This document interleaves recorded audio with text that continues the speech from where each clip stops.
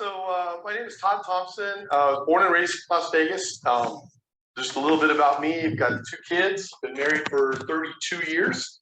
I've been doing water restoration for almost 11 years now. Before that, I had a lot of experience in customer service with Sears Home Improvements. We did a lot of in-home improvements here when they did kitchen and bathroom modeling, things like that. But I've done a variety of things here in town. And I'm second generation Las Vegan. My dad graduated Vegas High at 55 and mom graduated Rancho 58. So been here a long time, seen a lot of changes. So as I started doing the water losses and you go to customers' homes, it's heartbreaking. I mean, when you go to a customer's home that has a big flood, I mean, there's tears, there's, what am I going to do?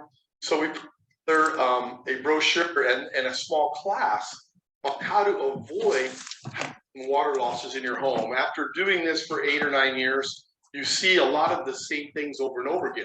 So that's what we're gonna talk about today. We're gonna talk about tips for homeowners on how to help your chances of not having a major flood. A lot of times water damage is avoidable, and some of the things we're gonna talk about are ways to avoid having. There are some times that you just can't avoid it. I mean, things break, that you can't avoid, but regularly checking some things in your home will greatly increase your chances of not having a flood. So we're going to talk about that. My very first slide here is know how to turn off your water in a flood. How many of you, if you went home right now, water was coming out your front door, could turn off your water in your house? Everybody? No, not here? Okay. If you don't listen to anything else I have to say today, go home and figure it out, okay? And don't just figure it out, but actually turn it off. I mean, because sometimes it takes a special tool. Sometimes it's stubborn what you're turning on or off. Most of the time, your home is going to have a place in the street or in the sidewalk that's going to look just like that box there, a little concrete piece you pull off, and you'll need a wrench or something sometimes to turn this valve. That's how you're going to turn that water off. A lot of the newer homes, they put turnoffs in the garage.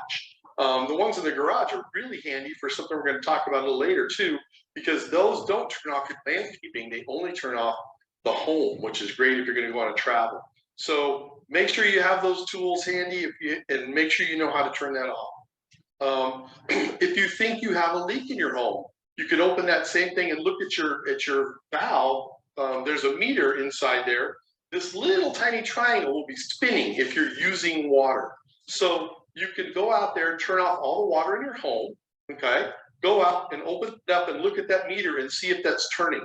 Because if you have all the water turned off in your home and it's spinning, you got a leak somewhere that you don't know about. So that's one of the ways you can take a look at it and see if you have a leak. It's very simple to do. Let's talk about places to look in your home and even outside your home for potential problems. There's 4 places, basically everywhere you have plumbing in your home is a place where you have a potential problem. Bathroom, kitchen, laundry room, and then we're going to talk briefly about the outside your house as well. Bathroom, toilet tanks. I get a lot of issues with toilet tanks. I mean, I've seen crazy things like tanks just breaking in half. Obviously, that's not something you can fix. But every once in a while, pull the top off your toilet and look in there. There's some screws, large screws that attach this tank to the base. Those get rusty and corroded. If they look like they're getting that way, maybe you need to call a plumber and have them take a look at that. Because if those break, the tank comes loose and all the water in the tank runs out and then just continues to try to fill. It can cause a major problem.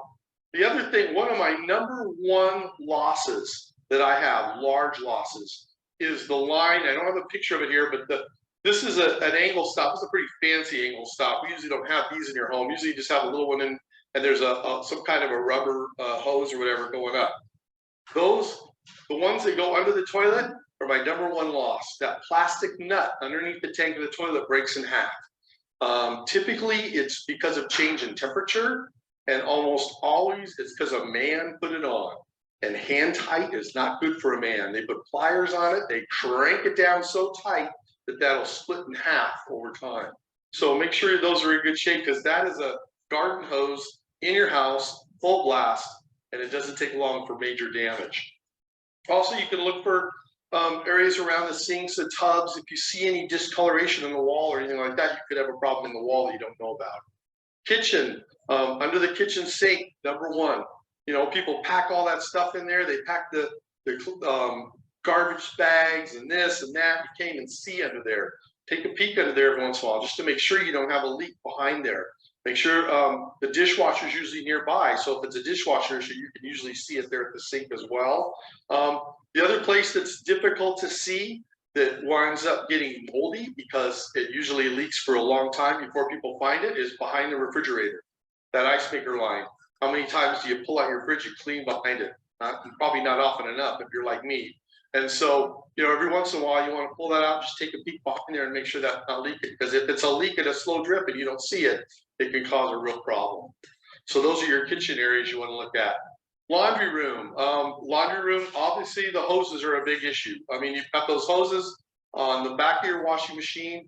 Typically, they need to be replaced, I say at least every 5 years. Manufacturer says 3 to 5.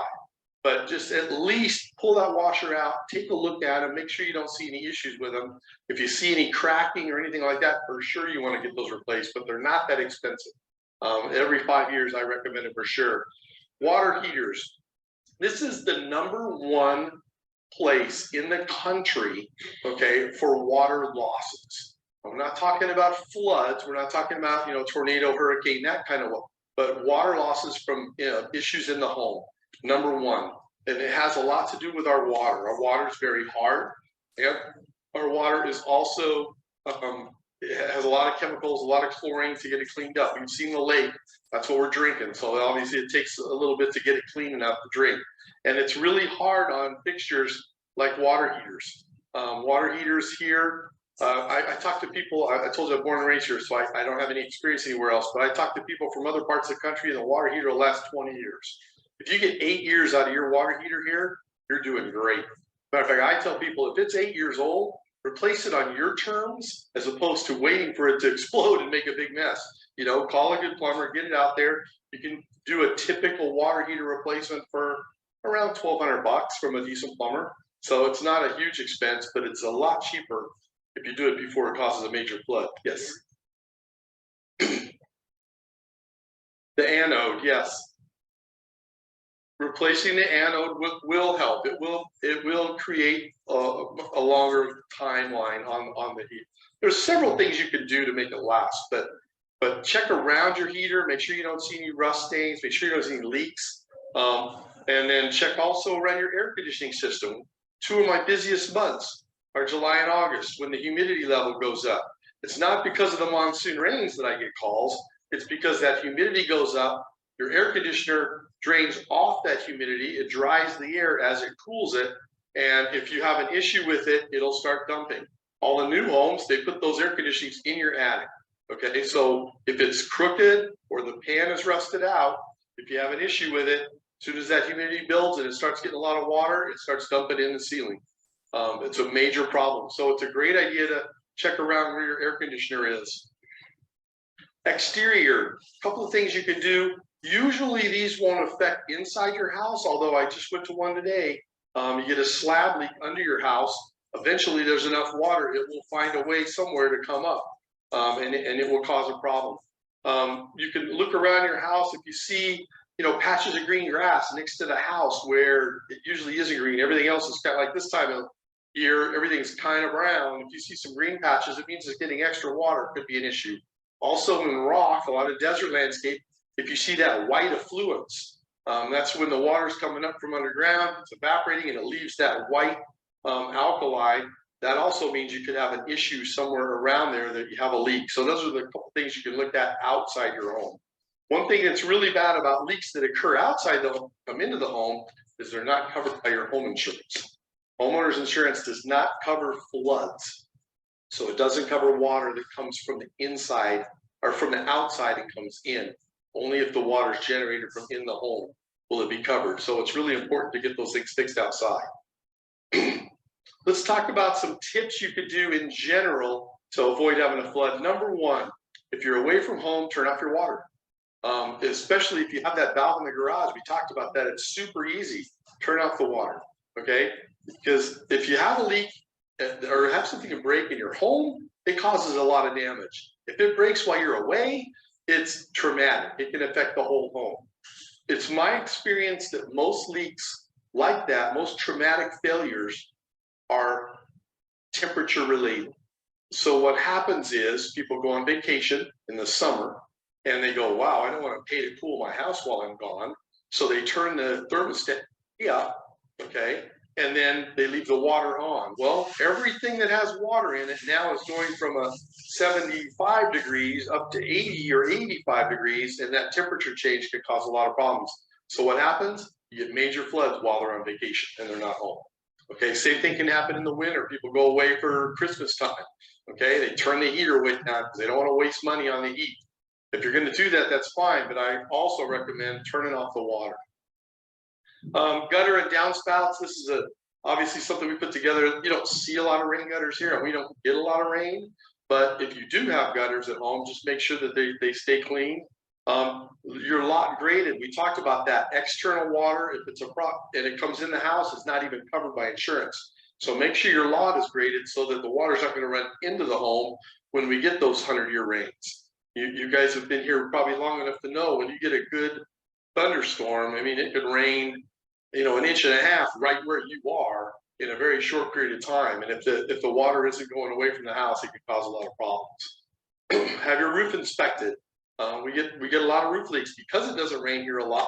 Things dry out, it bakes the underlayments, and then when it does rain, they leak. So it's not a bad idea to have roofers come out. Most roofers now will even do inspections for free. A lot of them even do drone inspections, and they can take a look at the roof and make sure you don't have any problems. Have your air conditioning serviced. We talked about that a little bit already. Water heaters, softeners, washing machines. Make sure you have a pan underneath there. It's pretty much regular practice now, but when they put one in, make sure you get one. And you want to make sure that when that water leaks, it doesn't go into the house. You want to get it on the garage floor, let it run out the garage so it doesn't damage the home. Expected life of your water heater, we touched on that already. I tell people if it's 8 years old, think about buying a new one. Don't wait for it to explode. I don't have enough experience with those yet. I don't know. I'm kind of curious to see how they will last, because they're saying they're going to last 15, 20 years, and but they say that about water heaters too. So it'll be curious to know. They're really not widespread yet, so I don't know. I mean, that's a great question.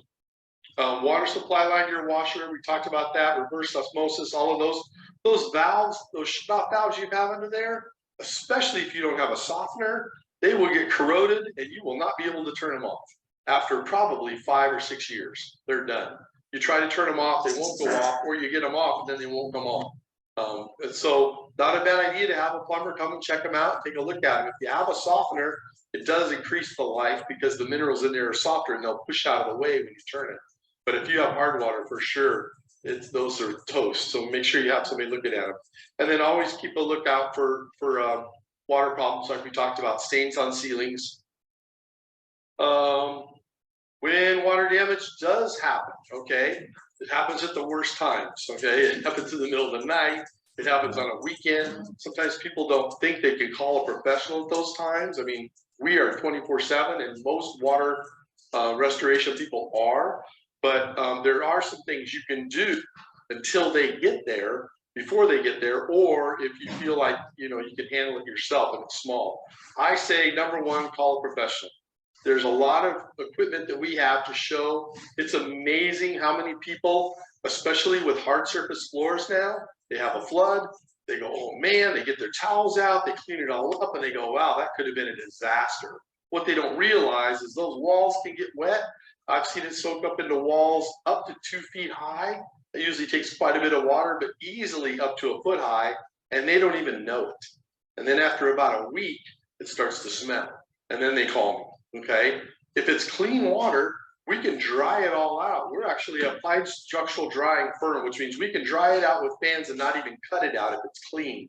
If it's sat for a week, now it's not clean anymore. There's even the potential that mold has started to grow, so it has to be cut out.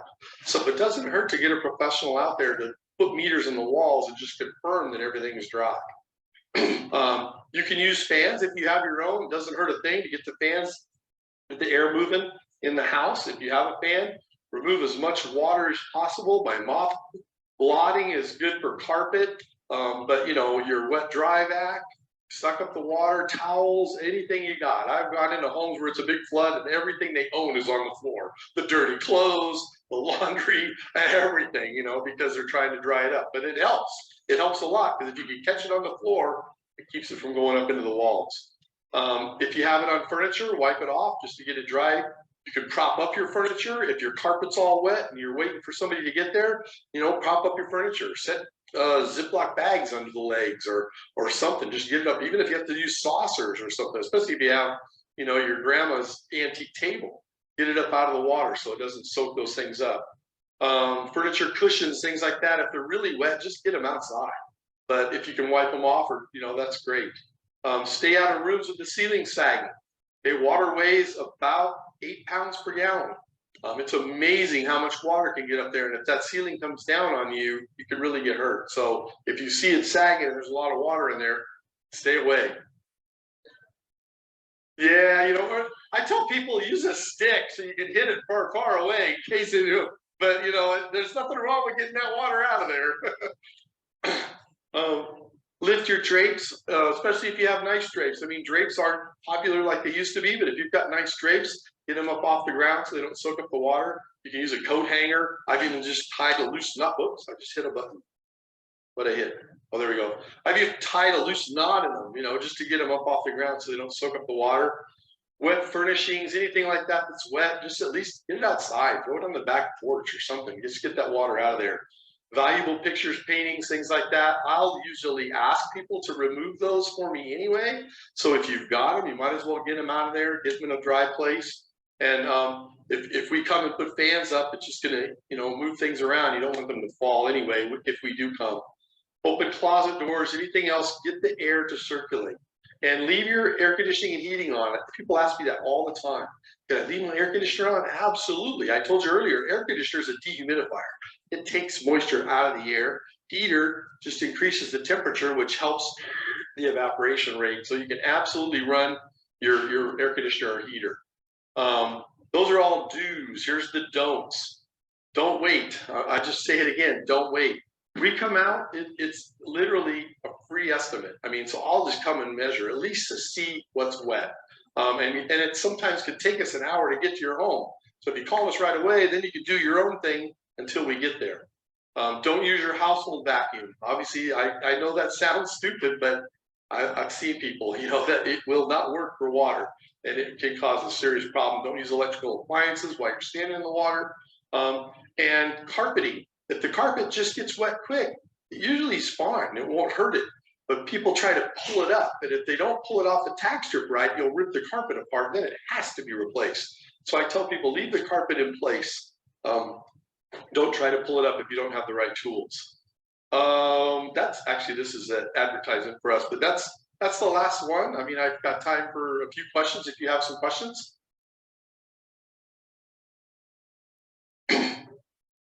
You know, it's amazing to me because I was a roofer for Sears for a lot of years. I had a roofing contractor in here, and I just keep thinking that's going to be a nightmare, and I don't. I've been on one or two where, you know, the solar company didn't do a good job and they had some serious problems, but overall, I don't see a lot of problems with them. They do a good job.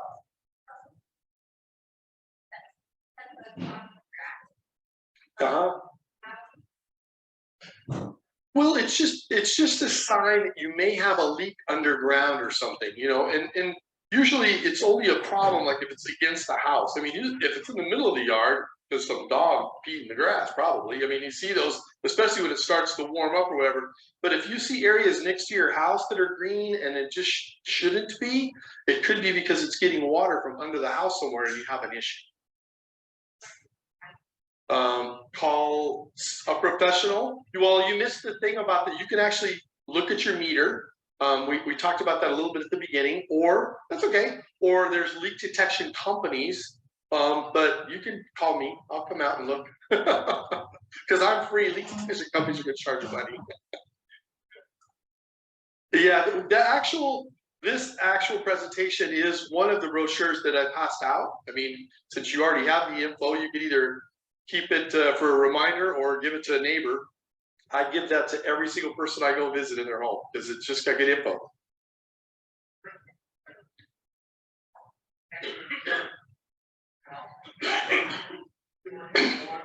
Yes, so I don't get involved in that very often because I'm interior water damage. Okay, but I do know that it's very expensive. If they have to take the yard and replace your sewer line or your water line, it's expensive. That's a fairly new coverage. I think it's a great idea because, as far as I know, it's not a huge expense to add it on. And those sewer lines in particular, they get, they get tree limbs in there, they get stuff like that, especially when you have xeriscape. Those trees aren't getting all the groundwater that they used to get from the grass, so they're lurking for water big time. And if it gets in your sewer out front and they've got to dig down 4 feet and dig that sewer line up, it's very expensive. So I think it's a good coverage, but I don't have a lot of experience with that. Okay.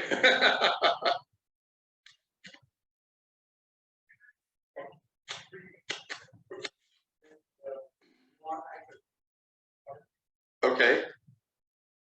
Oh, that.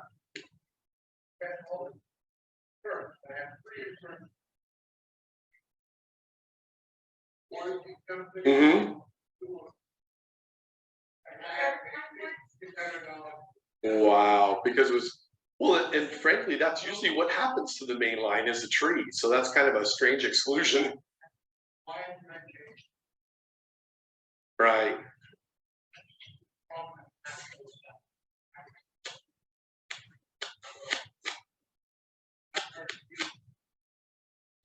No, they don't. Although I will tell you, just because it is water related, I didn't talk about it today because we're talking about floods here, but we do a lot of work with mold too. And obviously, if you do all of this right and you don't let it stay wet, you're not going to get mold. You check those things. But mold, the fastest growing molds here in the valley are Aspergillus penicillium. They start growing in 3 days. Okay, and they're naturally occurring. They're floating in the air all the time. And all they're doing, their job in nature is to decompose trees. So they're looking for food and water, and their food is paper, wood, all those things that are in your home, okay? And then water. As soon as you give that to them, they'll plant and grow. They start growing in about 3. You see it on about day 5, light green, light yellow. So that's the other reason. If you do have a water loss, you want to get it taken care of right away. Anybody have any question? Do I have time for one more? Oh, okay. Oh, okay.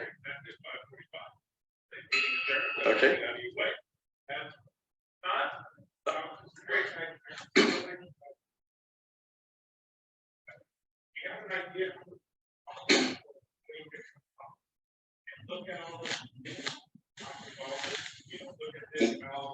I'm thinking, I've never done that. I'm a handy guy, so I do my own at home. But I'm thinking it's in the 150, 180. A lot of plumbers now actually will do like annual. You pay a fee and they'll do it every year. And then they also give you discounts on if anything's broken. So just find a good plumber that'll do that. But I'm thinking it's in the 150 range if it came out and did that. A lot of plumbers do it for fairly inexpensive because they know they're going to find something. With our water as bad as it is, they're almost always going to find something to replace.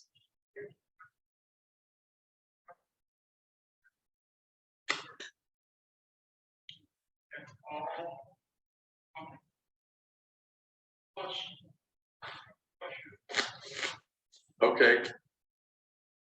Check everything. That's a screaming deal. No, that's awesome. And that's okay if they're an honest plumber. They find it, they fix it for an honest price. There's nothing wrong with that. Yes. Yes.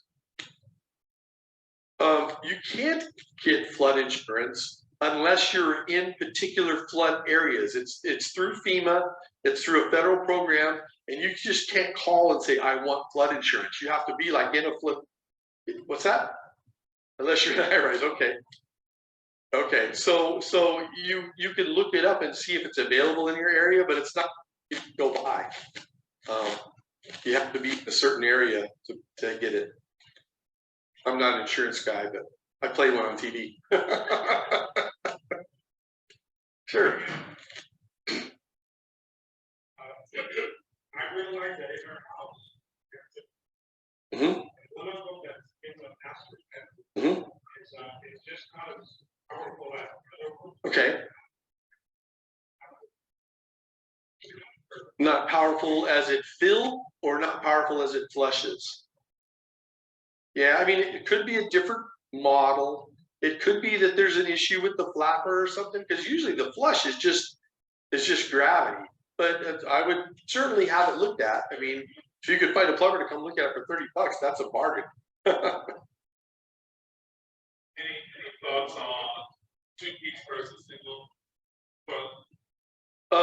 No. I mean, single, you know, you're gonna avoid that between the tank and the bowl, and that is a leak place. So you might have some avoidance there. But the other thing that I see a lot of, a whole different issue, but your toilets, when you upstairs, downstairs, toilets upstairs, wax ring issues. I see that a lot. And I recommend, if you have that toilet removed, I mean, if you get new tile floors in the bathroom or whatever, don't let your tile guy reinstall the toilet. Okay, he's a tile guy. And I see that a lot. And that's the kind of leak you don't see until it's too late, because it just drips every time you flush, maybe a drop or two.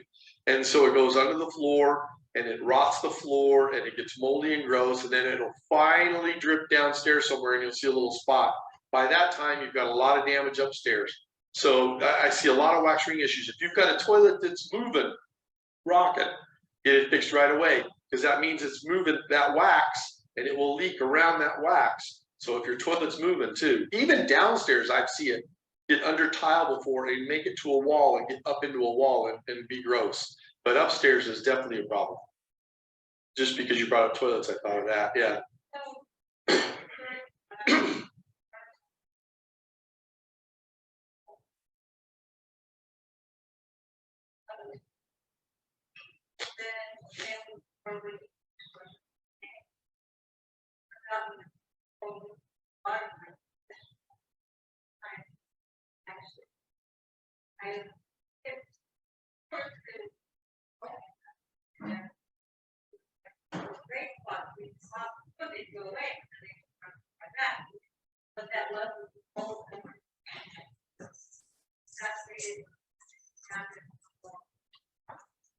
Yeah. Go. So your floors, typically in a home, your floor goes in after the cabinets, and so most kitchen now are tile of some kind.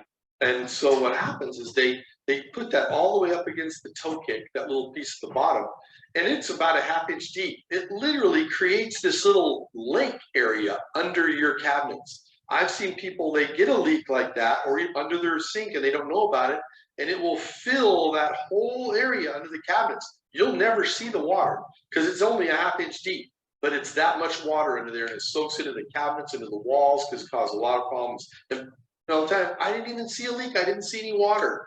That's because it just stayed inside that space. But that's pretty common. Sometimes it will run outside the house. I'll walk outside. Again, the grass, you know, along the edge of the house is all wet, and you can see it where it's been running out the house, you know, for a while, but not in the house. And that's why it never got above a 1/2 inch deep.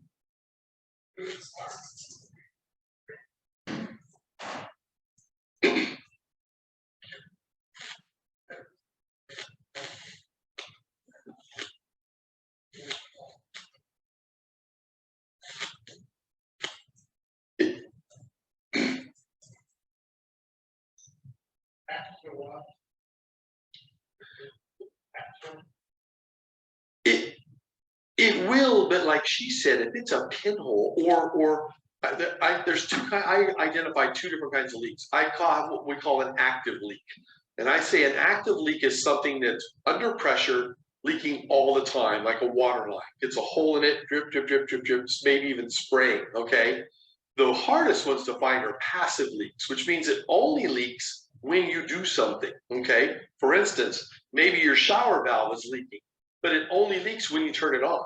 So it only leaks for that 4 minutes you're in the shower, okay? Unless you're a teenager, you know, 20 minutes you're in the shower, but you know, and then you turn it off and you don't even realize it because it's not enough to really cause a big flood. It just leaks in the wall and it stays wet. And then tomorrow you take a shower, and the next day you take a shower. Pretty soon it gets moldy and gross. Those are passive leaks.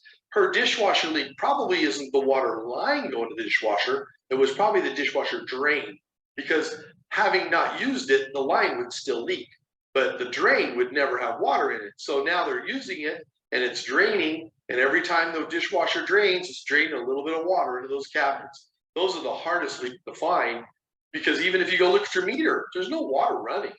But every time you flush the toilet, those are the wax ring issues, or use a dishwasher or use a tub.